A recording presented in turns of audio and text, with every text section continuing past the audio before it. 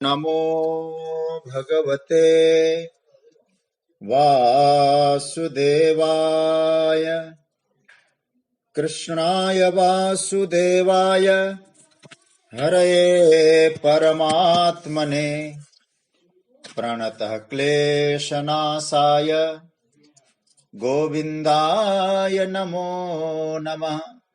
नमः परमहंसाय स्वादितचरणकमलचिन्मकरन्दाय भक्तजनमानस निवासाय श्रीरामचन्द्राय वागीशायस्य वदने लक्ष्मीर्यस्य च वक्षसि यस्यास्ते हृदये संवित् तं नृसिंहमहं भजे। गुरुर्ब्रह्मा गुरुर्विष्णुर् गुरुर्देवो महेश्वरः गुरुः साक्षात् परब्रह्म तस्मै श्री गुरवे नमः।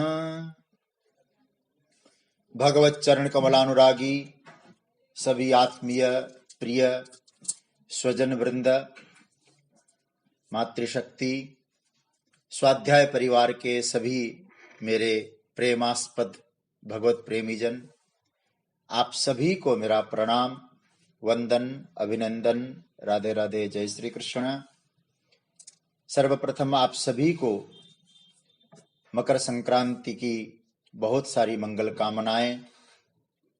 मुझे कुछ लोगों ने, प्रेमियों ने निवेदन किया संदेश के माध्यम से कि महाराज जी आज मकर संक्रांति पर भी थोड़ा सा चिंतन करके यात्रा को आगे बढ़ाएं।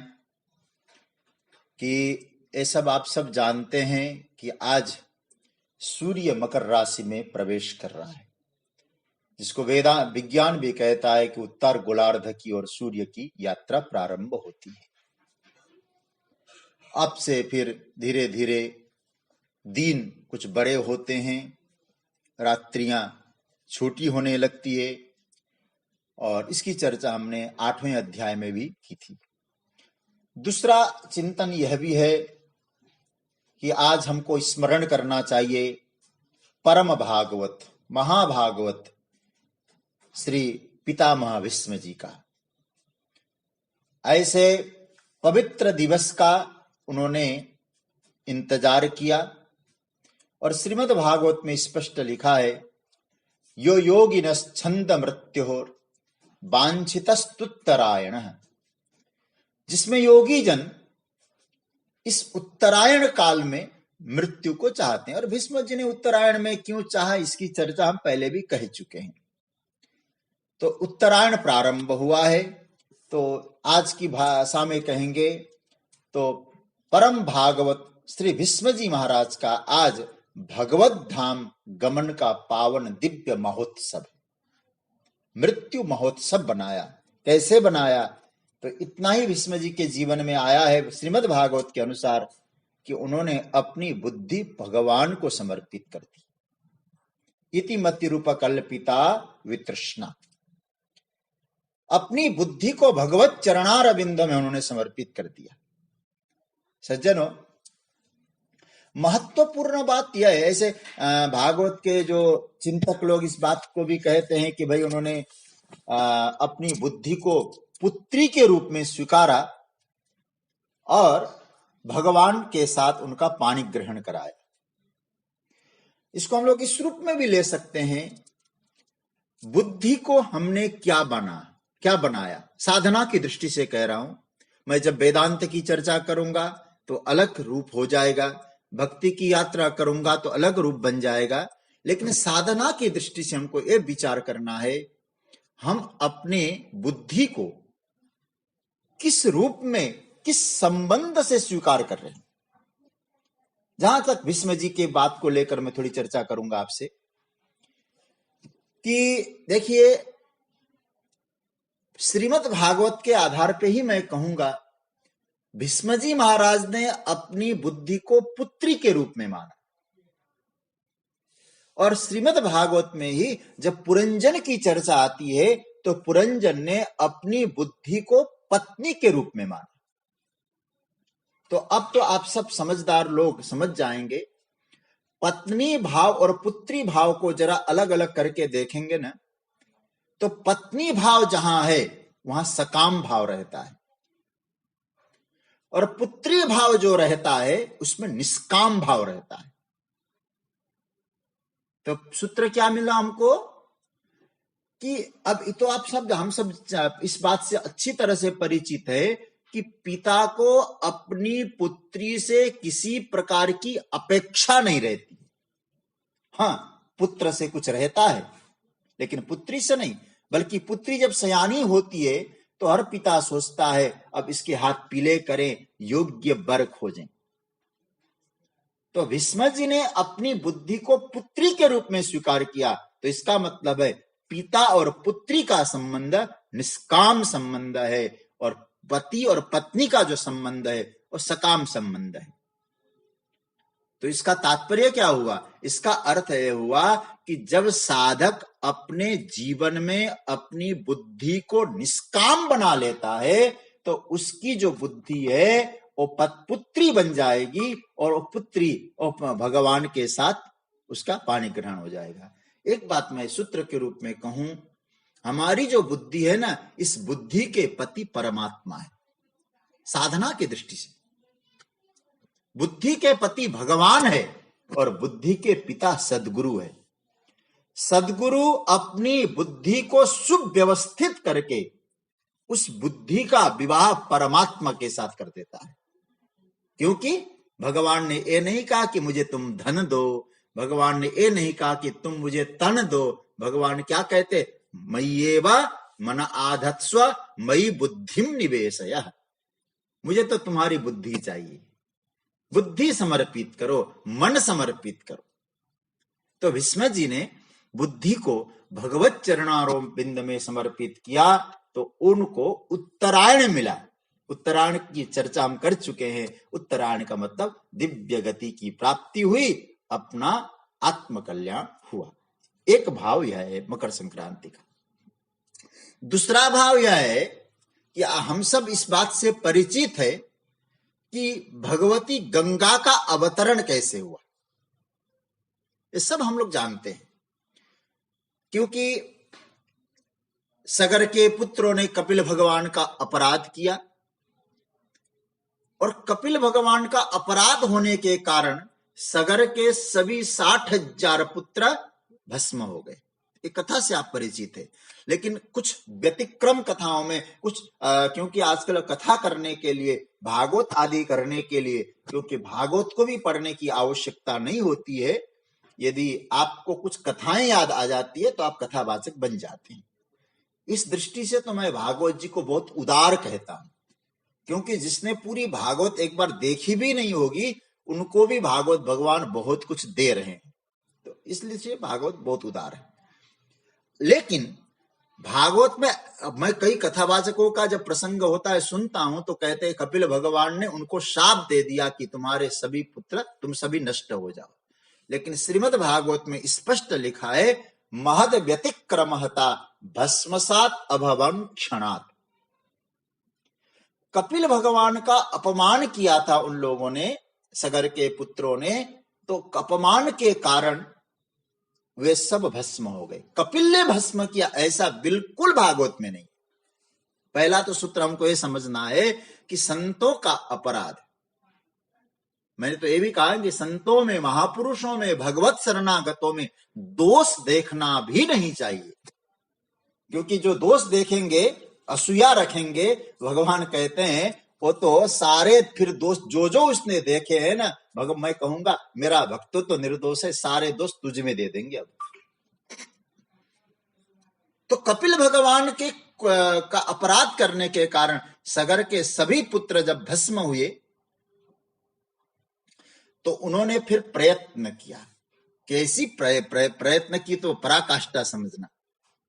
अंशुमान ने प्रयत्न किया, और असमंजस का पुत्र था उसने, और दूसरा अंशुमान के बाद दिलीप ने तपस्या की, गंगा जी आई नहीं। भगीरथ जी ने तपस्या की, गंगा जी ने कहा मैं आऊंगी। कहां तपस्या किया? कभी आप लोगों ने वहां भगीरथ शिला का दर्शन किया होगा गंगोत्री के पास, बड़ा दिव्य स्थल है। तो वहां उन्होंने उस शिला पर बैठकर साधना की भगीरथ जी ने। तो फिर भगीरथ जी ने जब साधना की तो गंगा जी ने कहा मैं आऊंगी। तो गंगा जी का अवतरण हुआ, ज्येष्ठ का महीना, शुक्ल पक्ष, ऐसी मान्यता है ना हमारे यहाँ, ज्येष्ठ का महीना, शुक्ल पक्ष और दशमी तिथि, गंगा दशहरा। तो फिर क्या हुआ, वहां से वो गंगा जी अवतरित होकर उतर कर, इसलिए उसका नाम गंगोत्री। गंगोत्री क्यों पड़ा? गंगा उतरी यहां से नीचे की ओर, उतर के आई है। गोमुख था, गोमुख से यहां पहुंची, फिर यहां से धरती से नीचे उतर के आ गई। तो गंगा उतरी तो गंगोत्री, ऐसा भी महापुरुष कहते हैं। तो वहां से उतर के आई, तो अब भगीरथ जी वहां बैठे थे तपस्या गंगोत्री में। तो कहा कि अरे क्या करना है? बोले मेरे पूर्वजों का कल्याण करना है। तुम्हारे पूर्वज कहाँ है? बोले मेरे पूर्वज हैं कपिल भगवान के आश्रम के निकट। बोले चलो तुम आगे आगे चलो, मैं तुम्हारे पीछे पीछे चलती हूं, और जहां तुम्हारे पूर्वज होंगे वहां जाकर उनको पवित्र करूं। तो भगीरथ जी आगे आगे आ रहे हैं और पीछे पीछे गंगा जी। और जिस दिन कपिल भगवान के आश्रम में भगीरथ जी आगे, गंगा जी पीछे, तो वहां उन कपिल भगवान के द्वारा भस्म हुए सगर के पुत्रों के राख का स्पर्श हुआ, और ओ गंगा जी उनको पवित्र की, क्योंकि स्पष्ट आया है फिर दिवंगता परमात्मा के धाम में वो चले गए। तो भगीरथ जी अब कहते मेरा कार्य हो गया। तो उसी समय गंगा जी ने कहा ठीक है, अब हम इस समुद्र में चली जाती हैं। तो कहते हैं कि सगर के पुत्रों का उद्धार जिस दिन हुआ और समुद्र में गंगा जी चली गई, उसी दिन का नाम है मकर संक्रांति। वो कहाँ स्थान है? गंगा सागर। इसलिए मकर संक्रांति में क्या होता है, गंगा सागर में जाकर लोग साधना करते हैं, क्योंकि आज ही के दिन सगर के पुत्रों का कल्याण किया था। मकर संक्रांति के दिन उनका कल्याण करके वो गंगा जी कहाँ चली गई? सागर में। तो हम भी जाके गंगा सागर में स्नान करते इस भाव से कि हे गंगा मैया, आपने तो सगर के पुत्रों का कल्याण किया, अब हमारा भी कल्याण करें।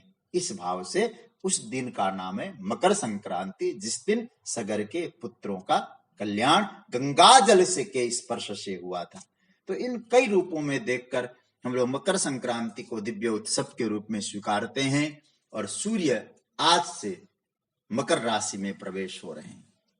और हर वर्ष तो महाराज भरद्वाज जी से भी जुड़ी हुई घटना है, मैं उन प्रसंगों को स्मरण अभी केवल स्मरण करूंगा, वंदन करूंगा, और हमारा जो मूल विषय है उसमें हम लोगों को प्रवेश करना है।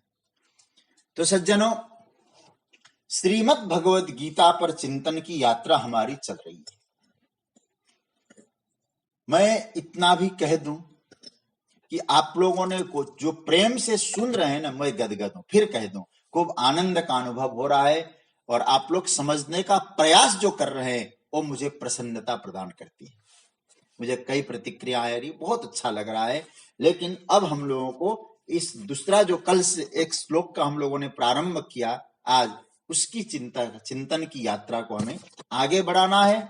मैं बोलूंगा, फिर आप लोग बोलिएगा, और हम लोग फिर यात्रा प्रारंभ करेंगे। 5वां श्लोक, चौथे श्लोक में भगवान ने जो कहा, हमने 2 दिन तक उसकी चर्चा की। 5वां श्लोक भी कुछ इसी तरह का है, लेकिन इसको थोड़ा समझना बहुत आवश्यक है। देखिए, पहले 5वें श्लोक को समझने के लिए चौथे श्लोक का अर्थ तो आपको मालूम है। भगवान ने कहा संपूर्ण जगत मेरे द्वारा व्याप्त है। कैसा? अव्यक्त मूर्ति ना, अव्यक्त मूर्ति मेरे द्वारा जगत व्याप्त है। मत्स्थानी सर्वभूतानि, सब मत्स्थानी है, लेकिन मैं उनमें नहीं हूं। इसकी चर्चा हम लोग कर चुके हैं। लेकिन अब भगवान कुछ दूसरे रूप में कह रहे हैं, और भगवान यहां ये भी कहना चाहते हैं, अर्जुन कुछ आश्चर्य को समझना पड़ेगा।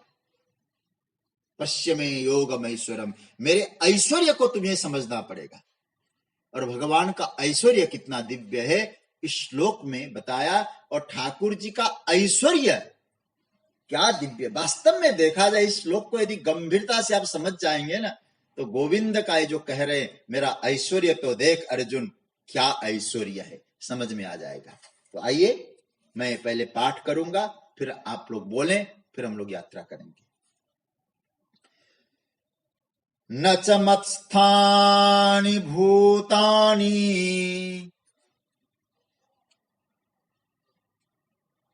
पश्य मे योगमैश्वरम्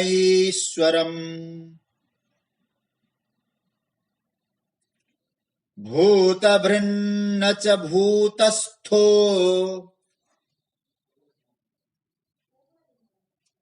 ममात्मा भूत भावना। इसका अर्थ शायद पहले कल हमने इस पर चिंतन किया था, केवल अर्थ बता दूंगा मैं, फिर उसके बाद ले जाऊंगा आपको। देखिए भगवान कहते हैं च मतलब और, भूतानी मत्स्थानी न, वास्तव में अर्जुन सारे जो प्राणी हैं और मुझ में स्थित नहीं है। मैं ऐश्वर्यम योगम पश्य, मेरे इस सामर्थ्य को, मेरे इस ऐश्वर्य को तू देख। भूतभृत च भूत भावना, भूतों का धारण पोषण करने वाला और सब भूतों को उत्पन्न करने वाला। मम आत्मा भूतस्थ न, मेरा आत्मा या मेरा स्वरूप उन प्राणियों में स्थित नहीं है।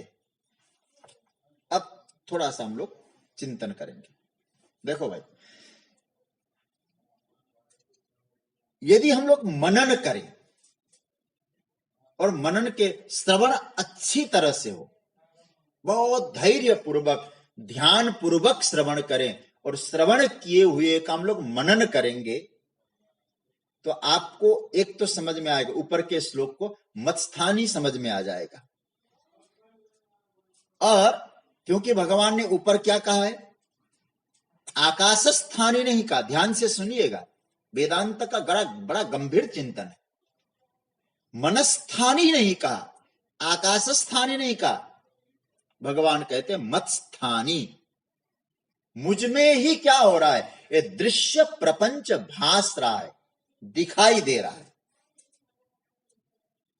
देखो चेतन स्थानी कह रहे हैं तो बात ठीक बन जाएगी, क्योंकि चेतन में कोई सत्ता, कोई चीज रह सकती है तो सीधी सी बात है, रस्सी में सर्प की तरह ही रह सकती है।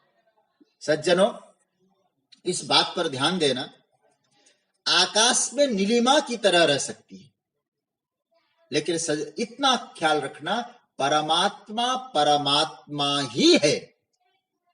कारण अध्यास कोई दूसरी सत्ता बन नहीं सकती। अध्यास मतलब, जैसे मैंने अध्यास और मैं अधिष्ठान की चर्चा तो मैंने आपको समझाई थी, तो अध्यास अधिष्ठान से कोई दूसरी सत्ता नहीं बन सकती। सर्प कोई द्वितीय सत्ता तो है नहीं, वेदांत का सिद्धांत है, थोड़ा समझना अच्छी तरह से आप लोग। सर्प यदि रस्सी में दिखाई दे रहा है तो इसका अर्थ क्या हुआ, सर्प कोई रस्सी से अलग सत्ता है क्या? है नहीं, रस्सी ही तो सर्प है, द्वितीय सत्ता नहीं है। तो भगवान कहते हैं इसी तरह से जो आत्म चैतन्य है, उसमें जो भास रहा है वो द्वितीय वस्तु है नहीं, वो आत्म चैतन्य ही है। भगवान मानो जगत गुरु शंकराचार्य कहते यही अद्वैत है। और सच्ची बात तो है, मधुसूदन सरस्वती जी तो कहते हैं यहां द्वैत का प्रवेश ही नहीं है और गंध भी नहीं है।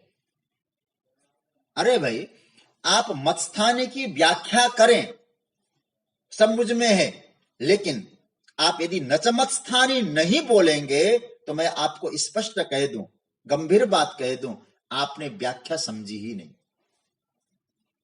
फिर कह दूं मैं, यदि भगवान कहते सब मुझ में है, इतना भगवान कहें, इसकी तो आप खूब अच्छी तरह से व्याख्या करें, लेकिन नच मत्स्थानी, मुझ में कुछ नहीं है, यदि इसका मतलब हम नहीं समझेंगे तो पूरी तरह से हमारी व्याख्या अधूरी रह जाएगी गीता में। इसलिए अद्वैत सिद्धांत का प्रतिपादन जगतगुरु शंकराचार्य जैसे महापुरुषों ने स्वीकार किया है।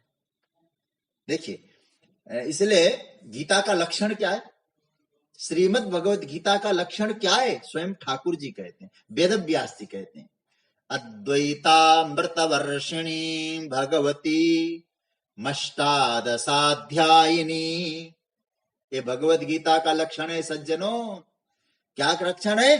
अद्वैत अमृत की जहां से वर्षा होती है वो श्रीमद् भगवत गीता है। भगवान कहते हैं सुनो अर्जुन। क्या सुनो? भगवान कहते हैं हे अर्जुन सुनो, ईश्वर का यथार्थ सुनो। पश्य पश्य, इस महान सत्य को देखो, इस महान सत्य को देखो, अनुभव करो, इस परमार्थ को समझने की कोशिश करो, इस परम सत्य को निहारो। क्या भगवान कहना चाहते? पश्य। आप जरा सोचिएगा, पश्य का मतलब तुम्हारे सामने प्रकट हो जाएगी बात। पश्य, देखो। क्या देखें? मैं ऐश्वर्यम पश्य। इस श्लोक जरा पकड़ लेना। यहां भगवान क्या कहते हैं? पश्य में योगम ऐश्वरम। अभी बहुत स्पष्ट समझाने की कोशिश करूंगा। भगवान कहते हैं कि अनुभव करो, देखो। ऐश्वर्यम, ऐश्वर्यम किसका है? बोले ईश्वर का है। देखो भाई, एक बात आपसे कहूं, ऐश्वर्यम शब्द कैसे बनता है? ईश्वर से यह ऐश्वर्य बनता है। ठीक है? ईश्वर शब्द में जब वृद्धि होती है तो ऐश्वर्य बनता है। ईश्वर में संस्कृत तद्धित प्रकरण है। ईश्वर में जब वृद्धि हो जाती है ऐश्वर्य बनता है। तो इसका मतलब क्या है? भगवान कहते ईश्वरस्य इति ऐश्वर्यम, ऐश्वरम योगम पश्य। यहां एक बात और कह दूं मैं, ऐश्वर्य योग का है। हाँ, देखो आप, इससे पहले गीता में जो योग शब्द हम लोग सुनते आ रहे हैं ना, वो योग का अर्थ क्या था? युक्त होना। हाँ? हम किसी से युक्त हों, उसको योग कहा गया। लेकिन आप यदि उसी अर्थ को यहां लगाएंगे, योग को जो वहां बताया गया, तो हमारा ज्ञान अधूरा रह जाएगा, समझ नहीं पाएंगे हम फिर। भगवान कहते हैं ऐश्वर्यम योगम पश्य। यहां योग शब्द को समझना, यहां योग शब्द का अर्थ होता है यथार्थ, याथात्म्यम, योगम युक्तिम घटनम। ईश्वर की जो युक्ति है, ईश्वर का जो घटन है, उसे देखो।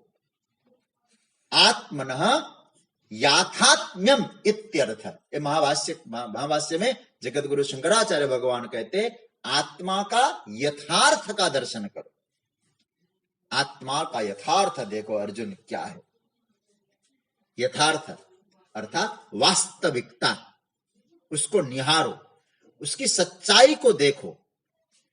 दिखाई कुछ और देती है, लेकिन सच्चाई कुछ और होता है।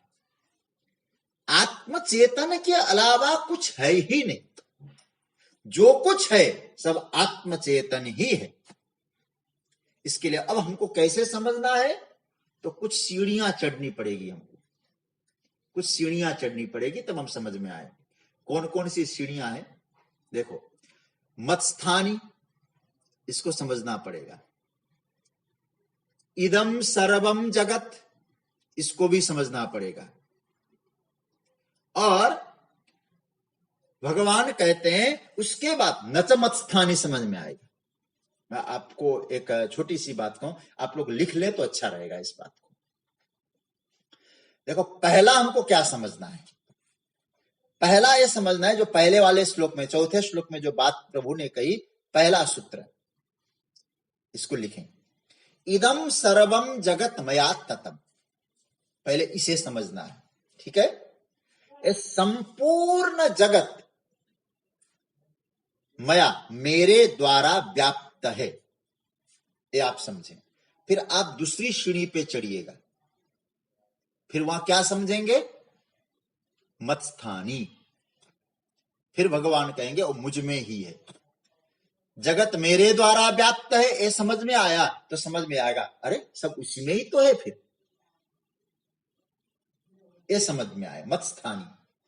अब मत्स्थानी यदि आप समझ जाएंगे तो सज्जनों फिर आप ऊपर चढ़ जाएंगे, फिर वो समझ में आएगा न च मत्स्थानी भूतानि पश्य में योगमेश्वरम।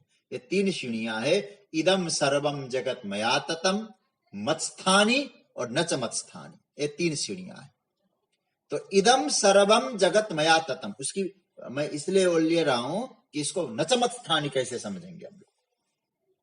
देखिए यह समूचा जगत मुझ में ही व्याप्त है, मुझसे ही व्याप्त है। पहले इस व्याप्त क्या है इसको समझिएगा। देखिए यह जो जगत है ईश्वर में किस रूप में व्याप्त है, मैं उदाहरण दे रहा हूं 2। कैसे? कार्य में कारण की तरह व्याप्त है या अध्यास में अधिष्ठान की तरह व्याप्त है। मैं धीरे धीरे बोल रहा हूं। कार्य में कारण की तरह है या अध्यास में अधिष्ठान की तरह है। हां, ये बात मानते हैं कि कार्य में कारण की तरह व्याप्ति हो सकती है यदि मत्स्थानी समझना है तो। जैसे घड़े में मिट्टी की तरह। देखिए घट जब भी होगा मिट्टी में ही होगा, घड़ा जब भी बनेगा मिट्टी में ही बनेगा, यह सही है। और आप इस आधार पे मत्स्थानी घटा सकते हैं। मिट्टी कहे एक घड़ा मत्स्थानी है, इतना तो आप समझ सकते हैं। हम कहेंगे कार्य में जैसे कारण है वैसे जगत का कारण ईश्वर है, यह व्याप्त है। फिर हम क्या कहेंगे? हम एक कहेंगे कि जगत कार्य हो गया और ईश्वर कारण हो गया। ये बात समझ में आ गई होगी शायद आपको। यदि हम लोग ये समझेंगे, कार्य कारण भाव समझेंगे, जैसे घड़े में मिट्टी, ये समझेंगे कार्य में कारण है, घड़े रूप कार्य में मिट्टी रूप कारण है। अब हम भगवान की इस बात को ऐसे समझने की कोशिश करेंगे, कारण का चिंतन करना पड़ेगा और कारण का चिंतन करने से यह सिद्ध होगा कारण शब्द तब तक शुद्ध रूप से घटित नहीं होगा जब तक उसमें परिणाम को स्वीकार नहीं किया जाएगा। बात समझ में आ रही है? फिर स्पष्ट कह दूं, देखिए कारण जो हम बोल रहे हैं ना, कॉज, कारण शब्द तब तक अच्छी तरह से हम लोग समझ नहीं पाएंगे, घटित नहीं होगा जब तक उसमें परिणाम को स्वीकार नहीं किया जाए। परिणाम को स्वीकार करना पड़ेगा।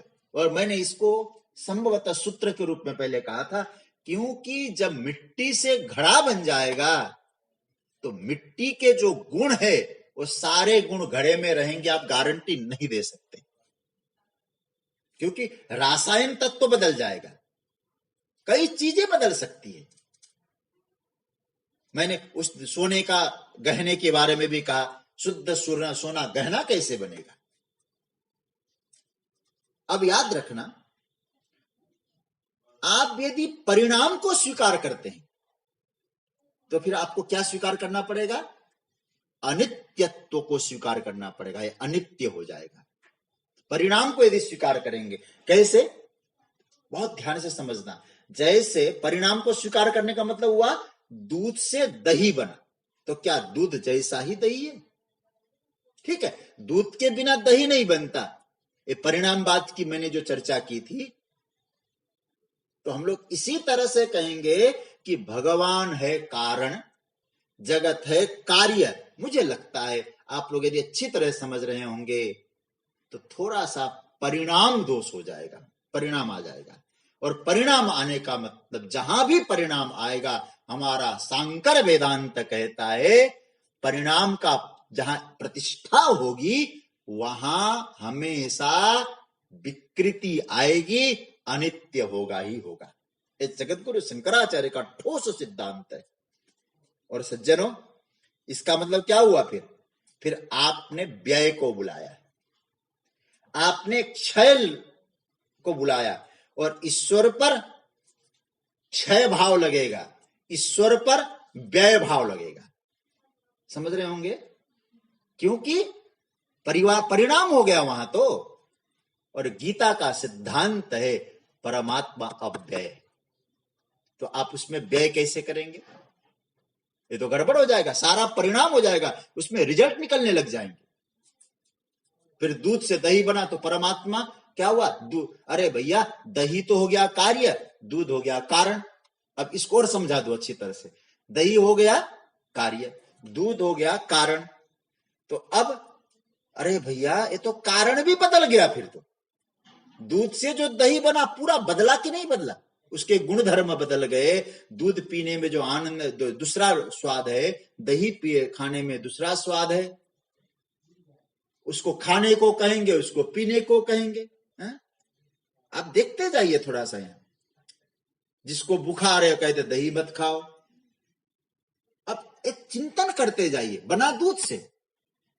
तो आप यदि दूध को कारण बनाते हैं दही बनाने में, तो सारा परिणाम से तो रूप बदल गया। तो इसका मतलब है कारण का व्यय हुआ कि नहीं हुआ, उसकी कीमत बदल गई। तो सज्जनों, तो भगवान या मानो जगतगुरु शंकराचार्य ने बहुत सुंदर भाव दिया कि आपने तो भगवान को भी व्यय में रख दिया, ईश्वर को भी व्यय कर दिया, ईश्वर को भी क्षय कर दिया। और गीता में 7वें में 8वें में हम पढ़ते हुए आए, क्या पढ़ते हुए आए?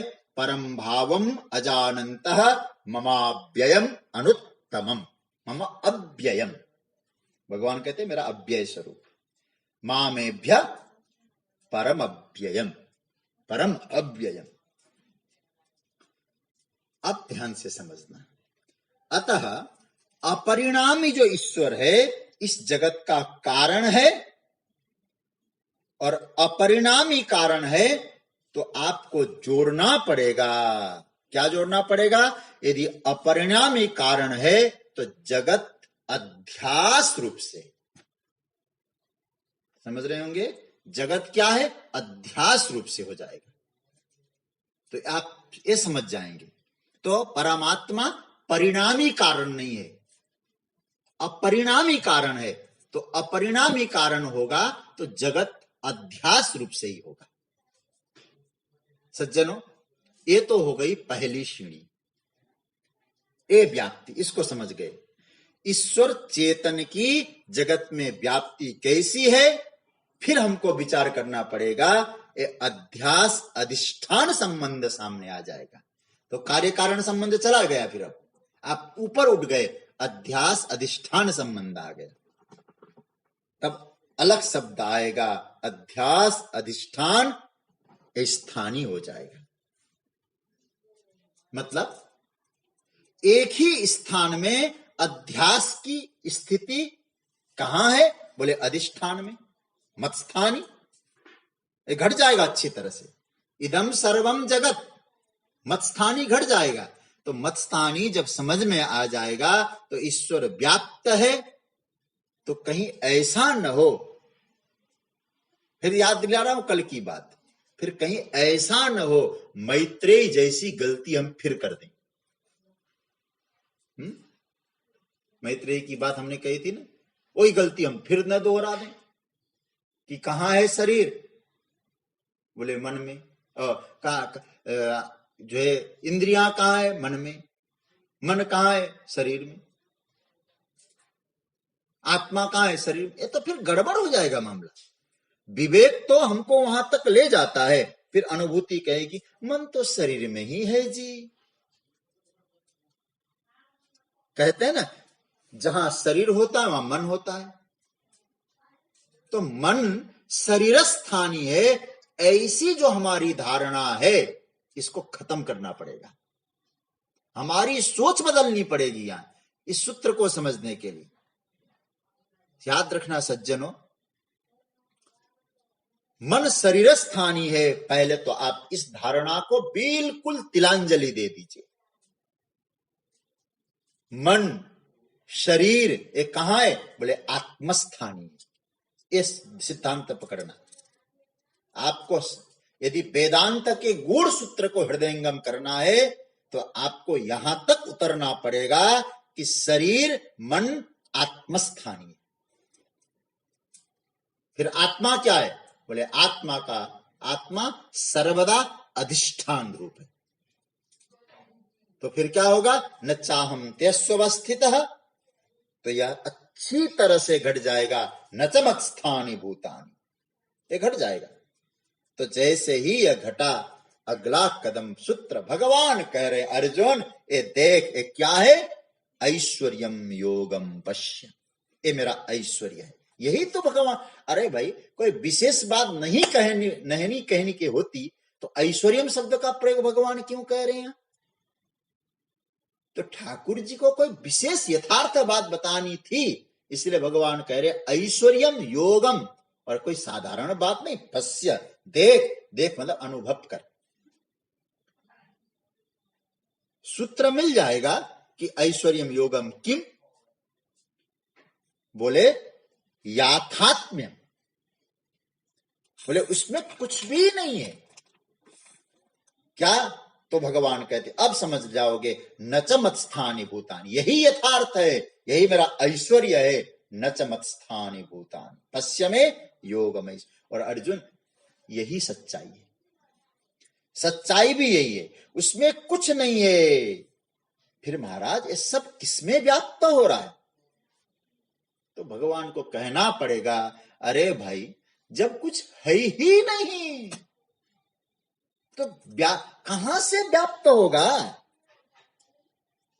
अरे एक बात और कहूं आपसे, व्याप्य व्यापक का जो संबंध है ना, कार्य कारण का संबंध है, इसको स्वीकारा है वेदांत ने, लेकिन केवल साधनावस्था में स्वीकार किया है।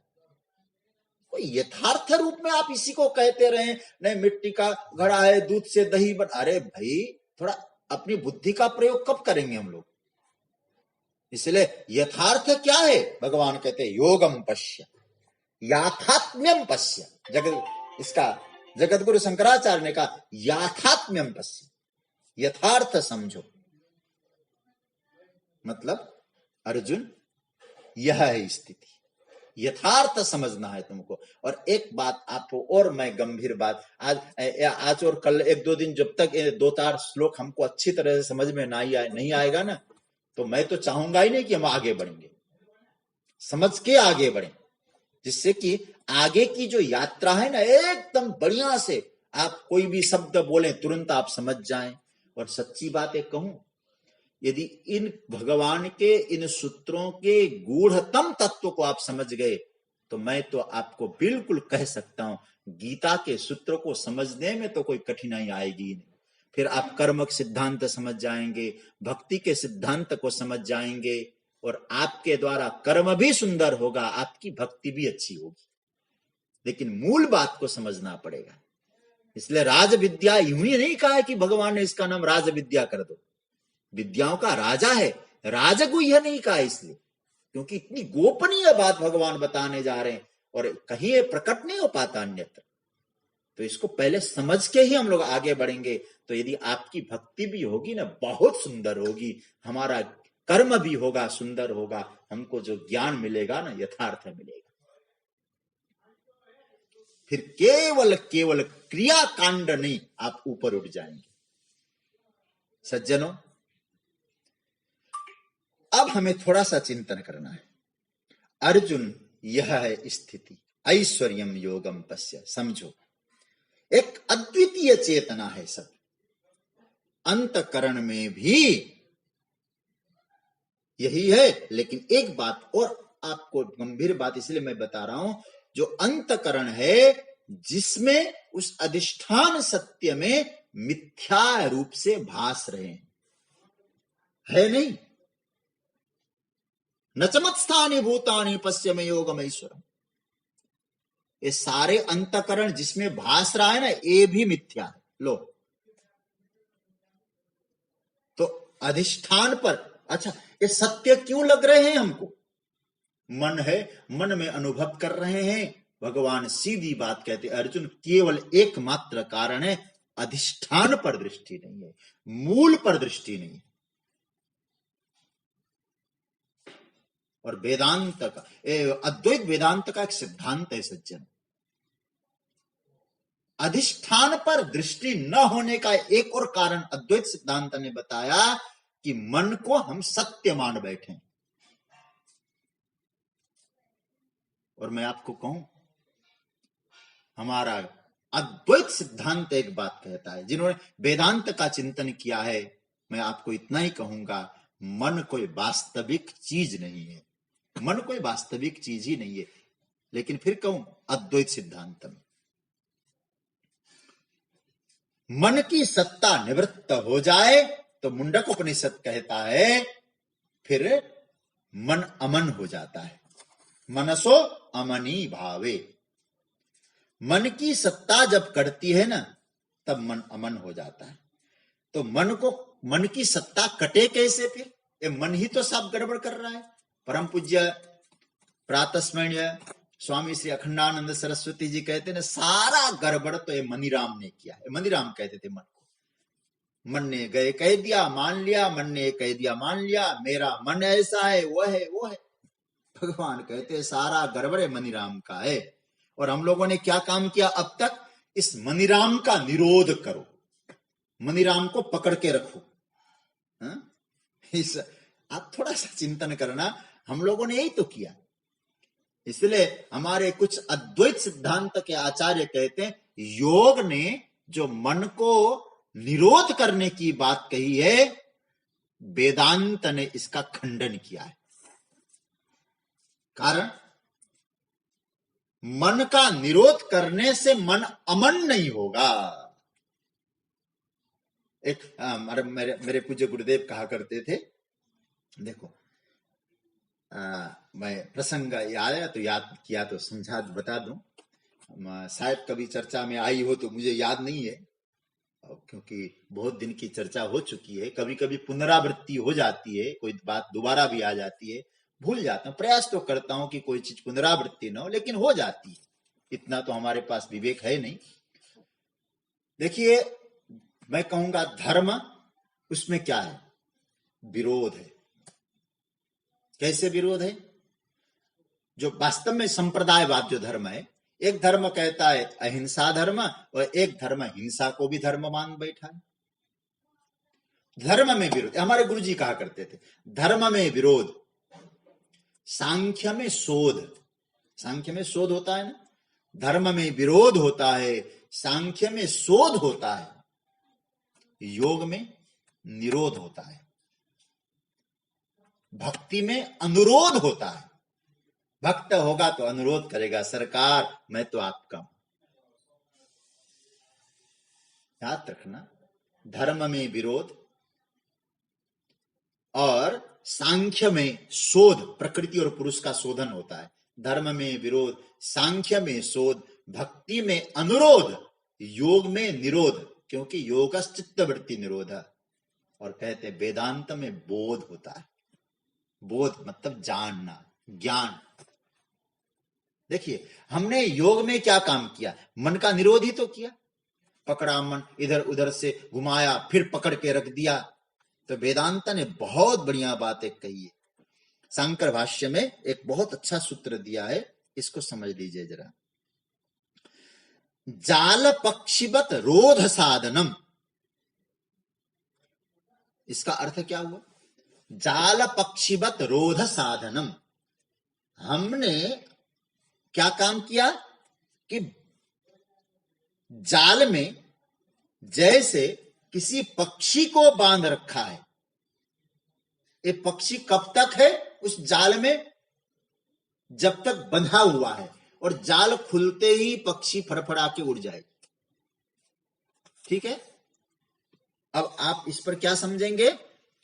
मन की सत्ता, मन मतलब पक्षी, जाल मतलब हमने उसका निरोध किया, योग की भाषा में कहेंगे। लेकिन वेदांत क्या कहता है कि भैया जिस दिन थोड़ा सा मौका मिल जाएगा तो क्या होगा? मन फड़फड़ाएगा, फिर चित्तवृत्ति का गड़बड़ कर देगा। कभी ऐसी स्थिति आती है, कुछ दिन तो बहुत अच्छा ध्यान लगता है, क्योंकि प्रयास किया है ना, कोशिश किए, साधना किए, यम नियम इत्यादि किया है, तो मन क्या हुआ, केंद्रित हो गया। लेकिन कभी कभी विचलित हो गए, साधना बहुत दिन से अनभ्यास हो गया, अभ्यास रहित हो गया, फिर मन गड़बड़ करने लगा। तो वेदांत ने बहुत अच्छी बात कही है।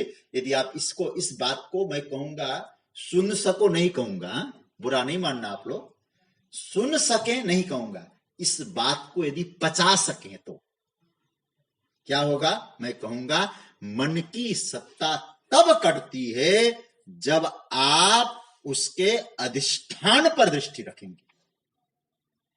मन की, फिर यार मैं इस बात को नोट कर, वेदांत का तो बड़ा गजब का सिद्धांत है, आप इसको नोट करिए। मन की सत्ता तब कटेगी, मन अमन तब हो जाएगा जब आप मन के भी अधिष्ठान पर दृष्टि देंगे। कैसे? उदाहरण के तौर पे मैं कहूं, भासमान जो सर्प है, भासमान सर्प इसलिए कहूंगा कि रस्सी में जो सर्प है ना, भासती तो रहा है, प्रतीति हो रही है, दिखाई दे रही है। तो भासमान जो सर्प की सत्ता है वो कब कटेगी, जब रस्सी पर दृष्टि जाए। रस्सी पर दृष्टि जाते ही आपको जो प्रतीत हो रहा है सांप, उस सांप की सत्ता कट जाएगी। मैं आपसे कहूं, मन की स्थिति इसी तरह से सर्प की तरह है। मन कोई वस्तु है ही नहीं, यदि ज्ञान की गहराई में उतरेंगे तो मन कोई वस्तु है नहीं। इसलिए भगवान का न च मत्स्थानि भूतानि पस, इस श्लोक को समझना होगा ना आपको, आपको ये बात पकड़ना ही पड़ेगा। न च मत्स्थानि भूतानि, ये समझना होगा आपको, तो ये सिद्धांत पकड़ना पड़ेगा, मन की कोई सत्ता ही नहीं। अर्जुन, यही मेरी लीला है, क्योंकि हमने मन को पकड़ के बैठे हैं, मन के अधिष्ठान को नहीं लेकर बैठे हैं, हमने सर्प को पकड़ के बैठे हैं, रस्सी पर दृष्टि गई नहीं। बस तब हम क्या कहने लगे, हे प्रभु मेरा मन नहीं लगता, पापो हम पाप कर्मा, हम क्या करूं मैं महाराज, मेरा मन ऐसा है, मेरा मन ऐसा है, मेरा मन ऐसा है। क्योंकि मन से आगे बढ़ ही नहीं पा रहे, मन से आगे गए ही नहीं हम लोग। तो साधना की स्थिति तो यहां से ऊपर है जी। तो मन पर ही हम केंद्रित हो रहे, घूम रहे, उधर उधर घूमे, और मन को हमेशा कोशिश की कैसे लगाए मन भगवान में, यही कहते रहे हम। इसलिए तो आप जब ठाकुर जी जैसी लीला करेंगे, हम जब जाएंगे दसम स्कंद में, तो भगवान फिर कहेंगे वहां भी, क्यों चिंता करता है अर्जुन, बार बार ये कहता है मेरा मन नहीं लगता, मेरा मन तू है क्या, इंद्रियाणाम मनश्चास्मि, मन तो मैं हूं, मन मैं हूं का मतलब मन का अधिष्ठान मैं हूं। एक अद्भुत सच्चाई है। भगवान कहते अर्जुन लीला देखो हमारी, इसी का नाम है, ये लीला है, अद्भुत लीला है गोविंद की। सज्जनों, मेरी बात को आप लोग बुराई में मत लेना, लेकिन हम लोग जो लीला सुनते हैं ना, आनंद लेना चाहिए, लीलाओं को अवश्य सुनना चाहिए। लेकिन कभी कभी श्रीमद् भागवत जी की कथा का जो रूप देखता हूं तो बड़ा विशृंखल भी लगता है कभी कभी। भगवान कहते मेरी लीला यह है, मूल तत्व मैं हूं अर्जुन, तेरे रथ में जो बागडोर लेकर बैठा हूं, तू यही समझ गया। ये तो मेरे साले लगते हैं, क्योंकि इनकी बहन सुभद्रा से मेरा विवाह हुआ है, यही समझ के बैठा है, तो कुछ नहीं समझेगा, अधिष्ठान को नहीं समझ पाएगा। इसलिए भगवान कहते पश्य में योगम ऐश्वर्यम, मेरी लीला देखो, मेरा ऐश्वर्य देखो। कई बार कथाओं में क्या हो रहा है आजकल, बोले जब कृष्ण जन्म होता है ना, दही की हंडी रख दी जाती है, और वो कथावाचक जी दही की हंडी फोड़ते हैं और सारा दही बिखरने लगता है, और फिर कहे कपड़े खराब हो गए, खूब नाचे गाए, और बाद में पूछो क्या सुनी कथा। हालांकि मैं भी कथा सुनाता हूं, मैं तो 300 से ऊपर तो भागवत सुना चुका हूं अब तक। लेकिन आपसे कहूं, अब कोई भागवत लीला तो करे, लीला का तात्पर्य न समझ में आए, तो क्या होगा उसकी कथा का? तो भगवान यहां बहुत सुंदर सूत्र दे रहे, अर्जुन यह है मेरी लीला, यह है मेरा ऐश्वर्य, देखो सब कुछ होते हुए भी कुछ नहीं है, केवल मैं हूं, अद्वितीय सत्ता परमात्मा है। एक अद्भुत सच्चाई है सज्जनों, इससे बड़ी क्या सच्चाई हो सकती है? इसने तो भगवान तो मानो मुझे इस अध्याय में ऐसा लगता है सारा अपना दिल खोल के रख दिया है। अब भी नहीं समझ पाए हम लोग तो आगे यात्रा नहीं कर पाएंगे। फिर मैं आपसे कहूं, घबराइएगा नहीं, समझ में नहीं आए बार बार प्रयास करिए, श्री कृष्ण के चरणों में श्रद्धा रखकर आप और कोशिश करिए, आपको अच्छी तरह समझ में आएगा। तो गीता तो तुरंत गोविंद की कृपा से अवश्य अवश्य समझेंगे। फिर तो सज्जनों आश्चर्य देखो, पश्य में योगम ईश्वरम। भगवान कहने से अर्जुन ने कहा क्या है सज्जन प्रभु ये आश्चर्य? भगवान कहते मैं ऐसा हूं, सारा जगत ऐसा है। फिर मैं अधिष्ठान हूं, जगत अध्यास है। मैं आश्रय हूं, सारा जगत मुझ में है।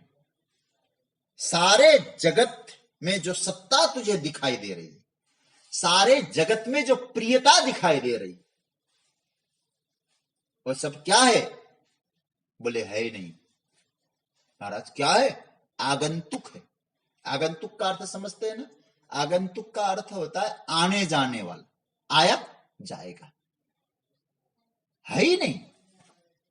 बोले जब तक तत्व का आभास नहीं होता, जगत में जो सत्ता दिखाई दे रही है आगंतुक दिखाई दे रही, क्योंकि जगत है ही, वो भगवान ही है। तो जगत पर जब दृष्टि रखते हैं, अधिष्ठान पर नहीं रखते, तो फिर गड़बड़ हो जाता है। फिर हम लोग कहते हैं, भगवान कहते तब मेरा एक नाम पड़ता है।